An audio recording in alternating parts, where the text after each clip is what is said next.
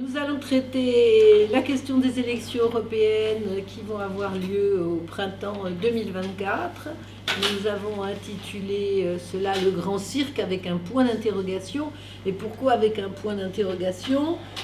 Tout simplement parce que d'abord, tous les partis politiques qui sont représentés au Parlement français sont déjà dans les starting blocks depuis des semaines, voire des mois. La gauche, entre guillemets, se déchire, chaque formation espère tirer son épingle du jeu, d'autres, des souverainistes eurosceptiques ou carrément anti-UE, jouent leur propre carte également électorale et sont pris dans les nazes de la conquête de places de députés européens. La question que nous posons, c'est pourquoi faire le juste? Fidèle de son côté, le Pardem, à ses engagements et ses analyses antérieures, le Pardem fera donc campagne pour le boycott. On s'en expliquera. On va d'abord donner la parole à Patrice Emmet, qui a accepté de venir en qualité de minoritaire à cette table, puisque il représentera aujourd'hui République souveraine, qui présente, qui pense, qui envisage de présenter des candidats au Parlement européen et qui a des arguments à faire valoir, et on va les écouter avec beaucoup d'intérêt. Ensuite, ce sera Jacques Nikonov pour la dynamique populaire constituante qui prendra la parole pour expliquer en quoi il n'est pas utile et même grave d'appeler le peuple à aller voter un Parlement qui n'est pas un Parlement. Et puis moi je reprendrai la parole après, je ne serai pas que l'animatrice de la météo et je défendrai les idées du Pardem. Voilà. Patrice. Je vais essayer d'abord donner quelques éléments d'appréciation de la question d'une participation éventuelle aux élections européennes de 2024. Je remarque que dans l'intitulé de cette table ronde, il y a le terme « le grand cirque ». Alors, je pense qu'il y a une petite connotation péjorative intrinsèque. Non, pas savoir. Mais bon, moi j'aimerais retenir du cirque plutôt l'aspect... festif. Ouais, enfin, l'aspect équilibriste, trapéziste, prise de risque, travailler avec ou sans filet, et puis recherche éventuellement d'un auditoire, d'un public. Voilà, donc pour moi, le cirque n'est pas forcément une connotation péjorative de l'action. Alors après, sur le boycott, je ne vais pas essayer ici de développer des grands principes, mais plutôt essayer de regarder différents éléments d'appréciation, d'analyse et des conditions, certaines conditions objectives d'ordre politique qui peuvent justifier ou non, suivant les circonstances, la participation à des élections. Alors, je vais illustrer ces éléments avec quelques points d'histoire récente ou un peu moins récente. Et je vais commencer par parler du boycott qui a eu lieu au Venezuela. Alors évidemment, le boycott, là, de ce point de vue-là, il était conçu par les classes dirigeantes vénézuéliennes qui voulaient en faire une arme contre Maduro. Maduro est élu en 2013 à la suite de la mort de Chavez et déclenche rapidement au Venezuela, de la part des classes dominantes, une haine de classe assez caractéristique d'ailleurs de ce qui se passe régulièrement en Amérique latine. Et la classe dirigeante vénézuélienne va essayer d'utiliser le boycott comme arme de déstabilisation du gouvernement de Maduro. En 2015, Maduro essuie une défaite aux législatives, et c'est le point de départ d'une crise institutionnelle qui va être rythmée par de nombreux appels au boycott. Et ça va durer jusqu'en 2021, une séquence assez longue. En 2017, boycott de l'élection d'une assemblée constituante. C'est un boycott assez particulier. En 2017 encore, boycott des élections municipales par toute une partie de l'opposition à Maduro. Et puis en 2018, boycott de l'élection présidentielle, que Maduro remporte quand même avec 67% des voix, et à l'occasion, à la suite de laquelle Henri Falcón, qui était son principal adversaire, déclare « Aujourd'hui, il est clair que cet appel à l'abstention a fait perdre une occasion extraordinaire de mettre à mal le gouvernement de Maduro et de mettre un terme à la tragédie, il faut mettre des guillemets, que vit le Venezuela. » Point culminant de cette stratégie, 2020, boycott des élections législatives, et Guaidó, qui s'est autoproclamé président intérimaire, reconnu par une assez large majorité des gouvernements occidentaux, dont Macron, n'oublions pas qu'il était un des premiers, après les États-Unis, à reconnaître la légitimité de Guaidó. L'abstention atteint 69%. Mais, force est de constater que novembre 2021, à l'occasion d'élections des gouverneurs, eh bien, Maduro retrouve une légitimité dans le cadre des élections. Donc, il remporte une victoire assez écrasante. Alors, je livre ça simplement à titre d'élément de réflexion, c'est que, évidemment, c'est contextualisé, hein, bien sûr, mais l'arme du boycott n'a pas suffi à déstabiliser le gouvernement Maduro. Et que la légitimité du résultat des élections est rapidement, du moins, c'est une séquence assez longue, mais qui est reprise par les populations, qui finalement se lassent de cet appel au boycott. Je voudrais maintenant évoquer un deuxième cas qui est plus emblématique encore de la question, c'est celui de Nigel Farage.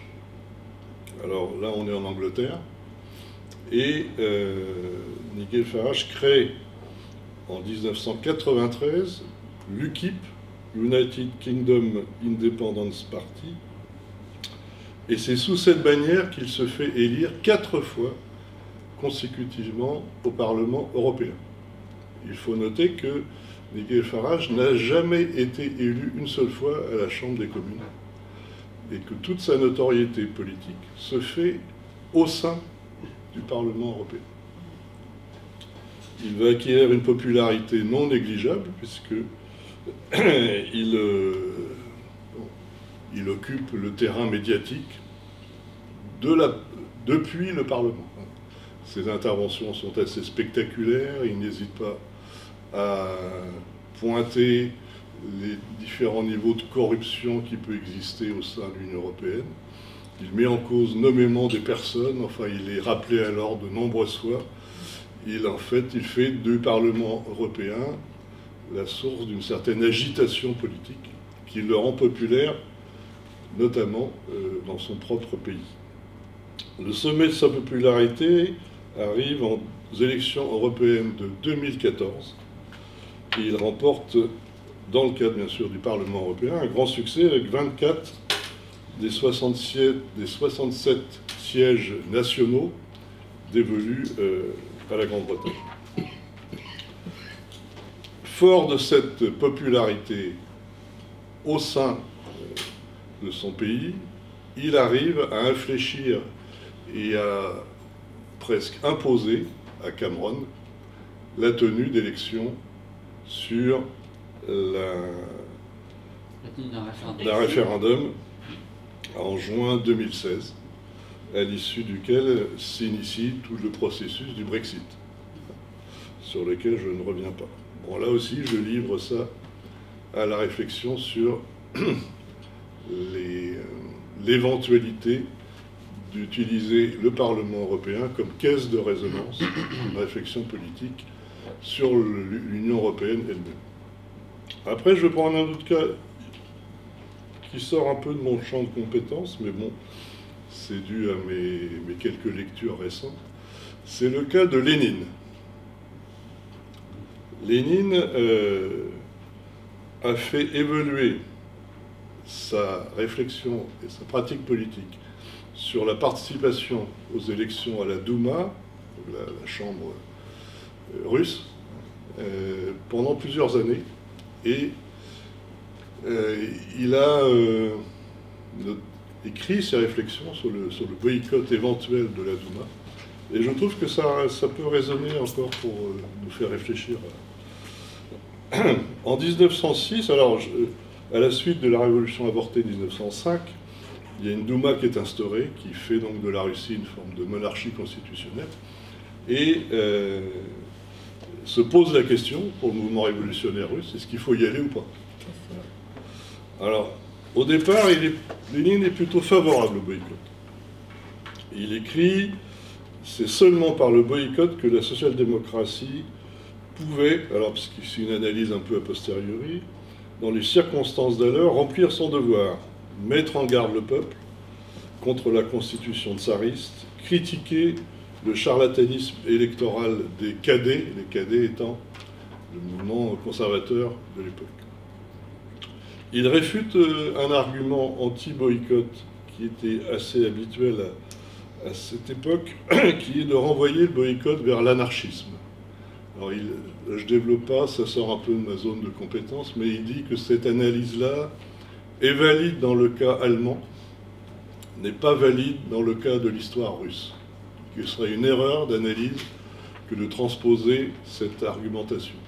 Il est plutôt, par exemple, il dit, si on se borne à opposer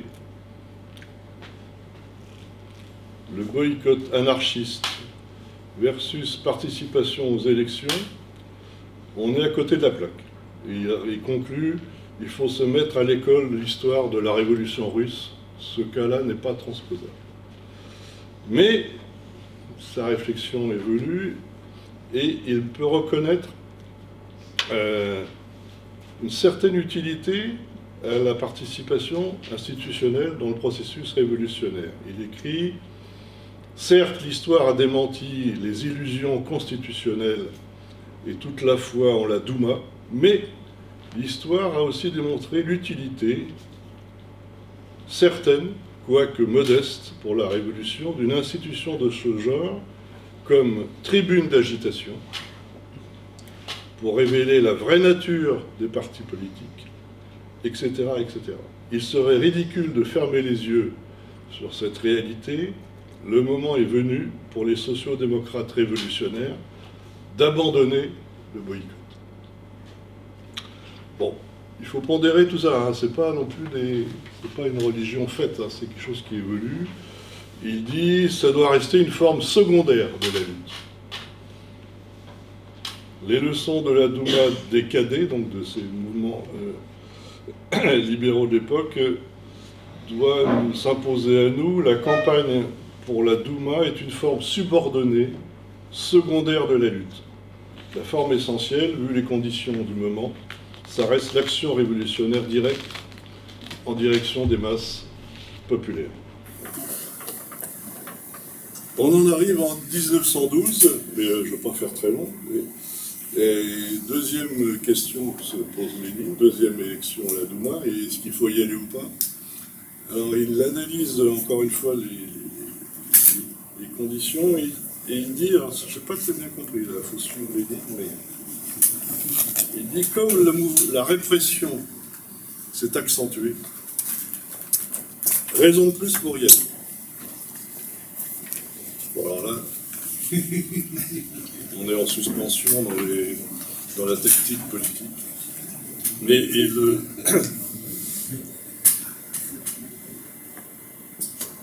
notre parti n'ira pas à la Douma pour y jouer aux réformes, pour défendre la Constitution, pour convaincre les octobristes.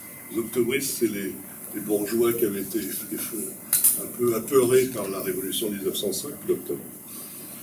Mais on y va pour monter à la tribune, appeler les masses à la lutte, pour enseigner les conceptions socialistes, pour dénoncer chaque tromperie du gouvernement, pour dissiper les préjugés monarchistes des couches arriérées du peuple, pour préparer l'armée et des combattants conscients à la nouvelle révolution russe. Voilà. Il y a un tremplin qu'il utilise comme forme secondaire mais complémentaire de la lutte. J'arrête là pour les références historiques et je voudrais maintenant parler de 2024. Donc en juin 2024, c'est ça, oui, les élections européennes. Je rappelle les règles du jeu. Les règles du jeu, c'est pour qu'une liste à peu près 80, en France c'est 80.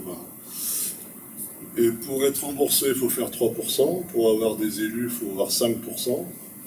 Et le nombre d'élus est à peu près égal au résultat. Vous faites 5%, vous avez 5 députés. Vous faites 40%, vous avez 40 députés. Alors, je rappelle aussi qu'en 2019, si on prend comme paramètre de réflexion qui est important pour nous à République souveraine, qui est la souveraineté populaire, la souveraineté nationale, il y avait en 2019 une seule liste en France qui se réclamait de mettre comme point essentiel, programmatique et idéologique la souveraineté, c'était Dupont-Aignan, Nicolas Dupont-Aignan. Il fait 3,5% des voix. Il n'a pas un seul député, il est remboursé de sa campagne. Voilà le contexte. Je rappelle, d'un point de vue de la cuisine tactique, que c'est difficile de présenter une liste aux Européennes, pour deux raisons essentielles. Un, trouver des candidats, et surtout des candidates, parce que ce sont des listes Shabada, donc il faut 40 femmes, et pour l'ensemble des partis politiques, c'est pas évident à trouver, 40 femmes qui veulent se présenter sur la liste. Les hommes, il y en a pas mal, des femmes c'est dur, et puis il faut de l'argent. Simple impression du matériel de vote et des professions de foi, c'est 500 000 €. Et on commence à être dans la cour des grands à pouvoir faire campagne avec 1 million d'euros. Voilà. Ce qui est un élément très important dans la réflexion sur la présentation d'une liste, parce que ça ne se trouve pas sous le sabot d'un cheval. Alors, quel est l'état actuel de la sphère, alors je mets des guillemets, souverainiste en France? C'est-à-dire qui s'attache à la question de la souveraineté comme un élément particulièrement déterminant de la réflexion politique. Il y a une pléiade, hein, il y en a beaucoup. Mais si on passe les principaux en revue, Philippot avec ses patriotes, bon, un peu cornérisé, il faut bien le dire, par ses prises de position anti-vax, un peu obsessionnelles. Il a de l'argent, c'est certain. Mais bon, un voisinage qui serait contre-productif, et à République souveraine, on n'est pas preneur. Asselineau et l'UPR, un peu cornérisé pour des raisons de scandale interne. Il aime d'un peu trop près ses adhérents. Nicolas Dupont-Aignan, alors lui, c'est assez étonnant. Alors vous savez que, ou pas, que République souveraine a organisé à Nîmes des rencontres avec une petite partie des LR qui s'appelle, j'ai plus le nom en tête, mais ouais, c'est pas grave, Oser la France. Et Nicolas Dupont-Aignan était là, alors lui il offre ses services. Il a l'air un peu seul, il a l'air un peu, il cherche des copains, quoi. Il dit, voilà, alors il a de l'argent aussi, il a son 5e ou 6e mandat de maire hier, c'est ça. Il ne veut pas être élu, il veut être en queue de liste, mais il est prêt à mener des sous. Voilà. C'est un peu étonnant. Et puis, c'est quand même un peu sulfureux parce qu'il a offert ses services au Front National. Bon. Après, on a des groupuscules souverainistes qui... Génération Frexit avec Gallois, c'est quand même... ça commence à se réunir dans une cabine téléphonique, et puis, pas très structuré, je crois qu'il n'y a pas de cadre, enfin bref, c'est pas du béton armé, là. Après, on a autour de Onfray et de Bigot et de France Souveraine, on a quelque chose qui est aussi un peu gonflé à l'hélium, parce que c'est un sous-produit de Front Populaire, la revue. Et puis Onfray, là je ne vous fais pas le descriptif, mais on est dans les rencontres du troisième type, là, c'est un peu difficile. On peut dire des choses assez fulgurantes et puis des énormités politiques. C'est anticommuniste à fond la caisse. Ce sera coupé au montage, sinon je me fais afflinguer. Bon, après Bon, on ne va pas faire alliance avec l'AFI. Georges Kousmanovic s'est fait virer avec perte et fracas. Une question peut se poser d'ordre politique, c'est de savoir si le RN peut être mis dans le camp souverainiste. Est-ce que le RN est attaché à la souveraineté nationale? Comment le mettre? Alors, oui. Mais... la question est complexe.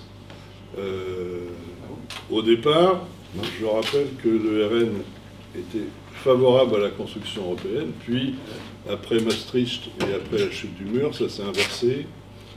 Et ils ont tendance, comme tous ces partis qui ratissent très large, à souffler le chaud et le froid en fonction des circonstances politiques. Et voilà. Ils ne veulent pas le sortir de leur ambiguïté parce qu'on ne sort qu'à ses dépens, c'est connu. Alors, apparemment, Marine Le Pen est favorable à l'organisation d'un référendum pour modifier la Constitution et que la Constitution française devrait prévaloir sur le droit international. Ça peut le ranger dans la catégorie de la souveraineté. Elle est plutôt favorable au retour des frontières. Là aussi, on va être dans le camp. Elle est favorable à ce que la France retrouve son statut, mais ça ne mange pas de pain. Et sur le plan économique, elle n'arrête pas de dire qu'il faut réorienter notre économie vers le principe du localisme et du patriotisme économique. Voilà, tout ça. Mais d'un autre côté, évidemment, dès qu'on va dans le dur, ça se complique parce que ce soit sur la sortie de l'euro, elle a mis ça au placard, que ce soit sur la dette, elle n'arrête pas de dire qu'il faut honorer la dette, donc pas renégocier les dettes, et qu'elle a mis tout un ensemble de mesures sociales en berne, alors qu'elle les faisait valoir à une époque.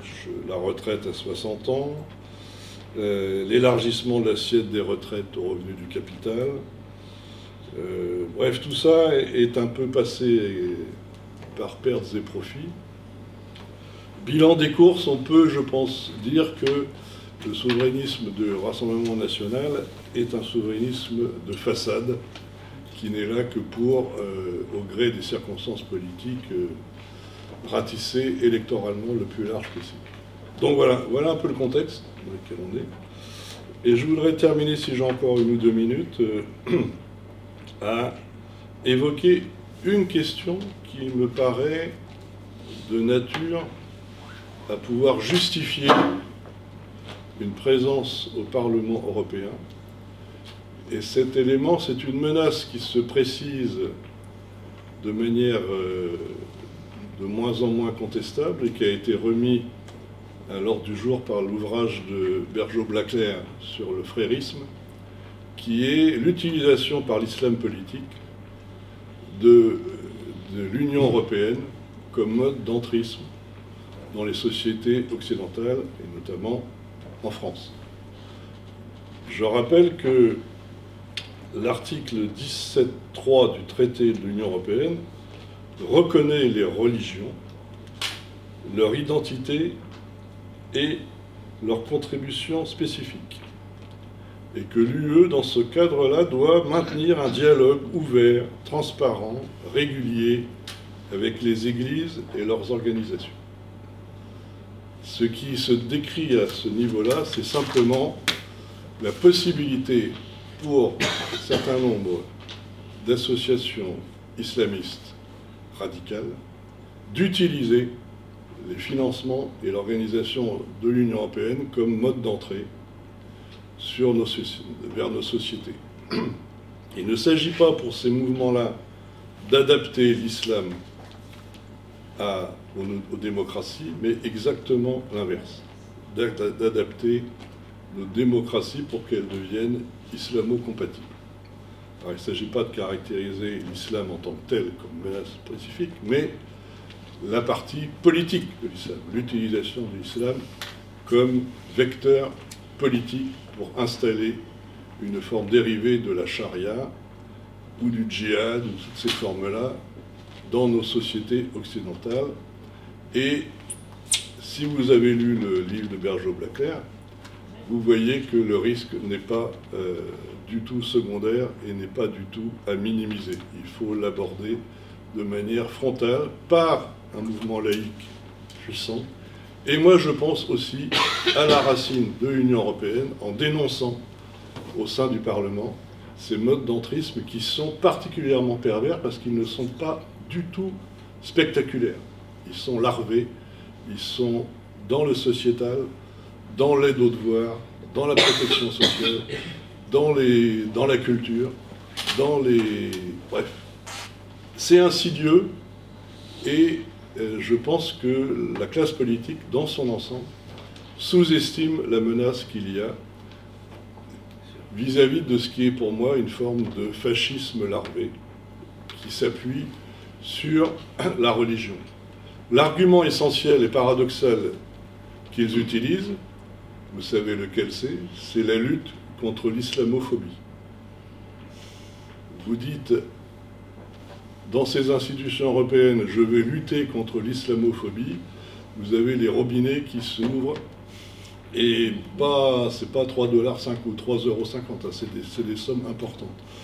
Je vous fais très très rapidement une petite liste, mais juste je donne les intitulés, des organisations qui sont devenues des relais institutionnels et financiers de l'islam politique en Union européenne. Ça ne s'invente pas, la première c'est la FOIE, F-O-I-E, Fédération des organisations islamistes en Europe. L'Institut européen des sciences humaines. Le Conseil européen, là aussi ça ne s'invente pas, pour la fatwa et la recherche. Alors la fatwa, on a tendance à penser que ce sont des condamnations, non, ce sont des préconisations d'ordre juridique vis-à-vis de l'islam. C'est des recours, comme les recours européens.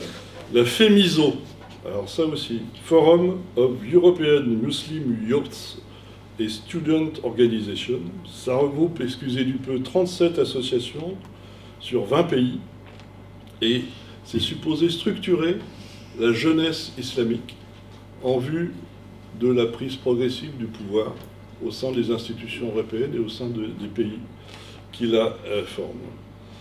L'Europe Trust, alors ça c'est une forme de banque, de fondation, qui draine de l'argent et qui la redistribue dans les diverses associations islamistes.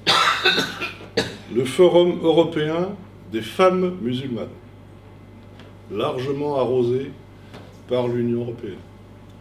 L'Islamic Relief, collecte de fonds et qui finance, excusez du peu, entre autres, le Hamas. Donc, moi je pense que ce n'est pas forcément à négliger l'importance de mener en interne, au sein du Parlement, des résistances, des modes d'alerte vis-à-vis de cette menace. Je rappelle que le fréisme n'est pas, comment dire, il ne s'agit pas de stigmatiser une religion, mais c'est quand même une forme religieuse qui prône la théocratie, qui milite pour que l'Europe devienne compatible avec l'islam, qui combat toutes les composantes laïques des religions, notamment la composante laïque de l'islam, parce qu'il y a des gens musulmans qui sont laïcs, mais ça, ils leur font une chasse extrêmement sévère, et qui n'hésitent pas à procéder par la peur, l'intimidation, et à propager aussi non seulement l'antisémitisme, mais aussi des formes assez radicales de misogynie et d'homophobie. Ce ne sont pas des menaces qu'il faut négliger, et je pense que l'actualité récente peut nous alerter.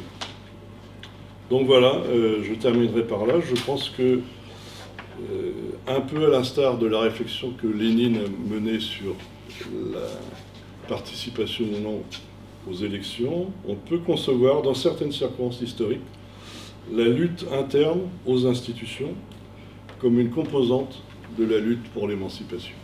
Je vous remercie. c'est parfait.